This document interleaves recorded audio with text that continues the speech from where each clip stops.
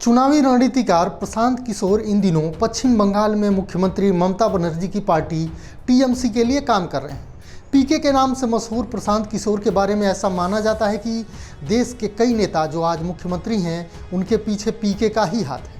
राजनीतिक विश्लेषकों का मानना है कि 2014 में लोकसभा चुनाव में बीजेपी की बड़ी जीत के पीछे प्रमुख चुनावी रणनीतिकार प्रशांत किशोर का ही हाथ था। इसके अलावा अपनी अनोखी प्रचार शैली से अरविंद केजरीवाल, कैप्टन अमरिंदर सिंह, नीतीश कुमार, जगनमोहन रेड्डी की पार्टी को चुनावों में जीत दिला इनको सीएम बनवा चुके हैं। लेकिन प्रशांत किशोर के पश्चिम बंगाल में सीएम ममता बनर्जी का चुनावी कैंपेन संभालने के बाद पश्चिम बंगाल में जीत के लिए लालायित बीजेपी और पीके के बीच तीखी जुबानी जंग शुरू हो गई थी।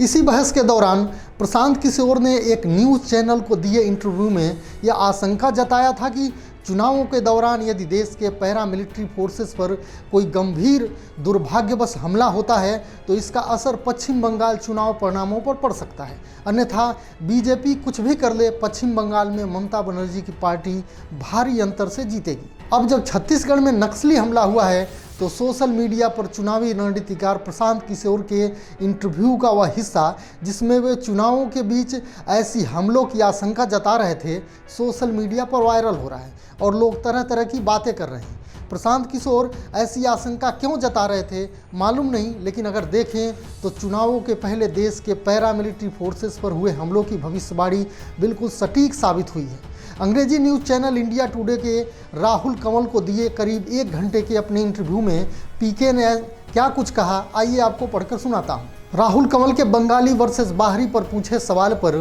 पीके ने कहा कि यह नेचुरल है। जब श्री मोदी गुजरात जाकर चुनाव लड़ेंगे तो उनको गुजराती होने के कारण उनको वहां जाहिर तौर पर फ़ायदा मिलेगा। वैसे ही ममता बंगाल की हैं तो उनको चुनाव में बंगाली होने का नेचुरल एडवांटेज मिलेगा। यह फ़ायदा बिहार में नीतीश कुमार को मिला था। जब मोदी गुजराती कार्ड खेल सकते हैं तो ममता बनर्जी बंगाली कार्ड क्यों नहीं खेल सकती।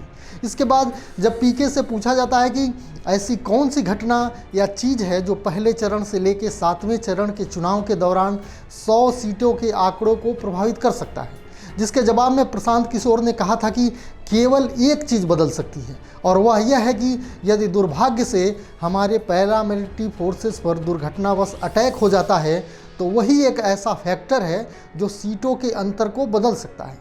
इस बात को मैं पूरी ईमानदारी से कह सकता हूं, अन्यथा बीजेपी के कितने भी नेता बंगाल आ जाएं, ममता की बड़ी जीत के अंतर को कोई नहीं बदल सकता। यह भी बता दें कि छत्तीसगढ़ के बीजापुर में पैरामिलिट्री फोर्सेस पर जो हमला हुआ है उस पर कांग्रेस के नेता राहुल गांधी ने भी सवाल उठाया है।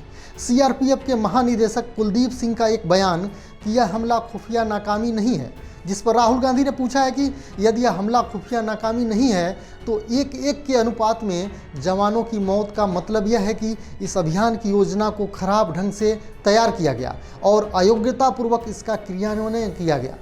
मालूम हो कि पश्चिम बंगाल समेत देश के 5 राज्यों में विधानसभा चुनाव चल रहे हैं और इसी के बीच छत्तीसगढ़ में बड़ा नक्सली हमला हुआ है, जिसमें करीब 22 सुरक्षाकर्मी शहीद हो चुके हैं और कई जवान गंभीर रूप से घायल भी हैं। बहरहाल देशवासियों की हिफाजत करने के दौरान जवान शहीद होते रहते हैं, लेकिन अगर इस अनहोनी घटना का कोई पार्टी राजनीतिक फ़ायदा उठाए और दूसरे लोग बिना किसी मजबूत आधार के इसे राजनीतिक फ़ायदे से जोड़ें तो यह परंपरा सही नहीं होगी। यह वीडियो आपको कैसा लगा हमें कमेंट कर ज़रूर बताएं। वीडियो को लाइक, शेयर और चैनल को सब्सक्राइब करें।